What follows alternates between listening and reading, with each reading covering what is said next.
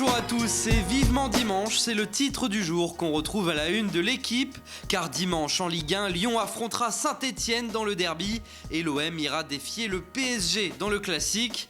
En tout cas, les deux équipes olympiennes sont prêtes, elles se sont toutes les deux qualifiées hier soir pour les huitièmes de finale de la Ligue Europa. En revanche, Nice a été éliminé. En Angleterre, Paul Pogba et José Mourinho se retrouvent encore à la une. Selon le tabloïd, les deux hommes ont eu une petite discussion qui s'est terminée par cette question de l'entraîneur à son joueur. Est-ce que tu peux me donner le nom qu'il y a écrit sur la porte en sortant de mon bureau ? Histoire de rappeler aux Français qui est le boss dans ce club.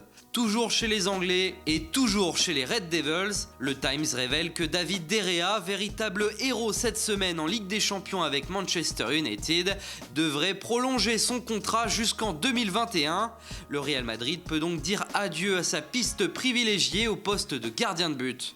Au FC Barcelone, le journal Sport annonce une révolution Dembélé. En effet, d'après le quotidien, le club barcelonais aurait conçu un plan pour accélérer son adaptation au Barça. Le Français est revenu de blessure et pourrait être titulaire demain contre Girona. En Italie, le Corriere dello Sport parle d'un nouveau coup en préparation pour la Juventus sur le prochain marché des transferts. Il s'agit du défenseur de United, Matteo Darmian.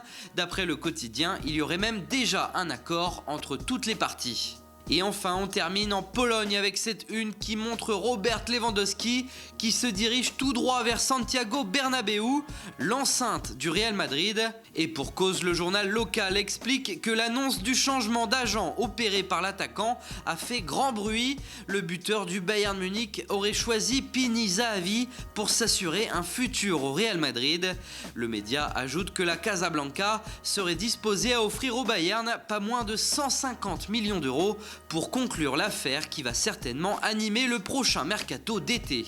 Voilà, c'est tout pour ce matin. Bonne journée à tous et on se retrouve très vite pour une nouvelle vidéo sur Foot Mercato.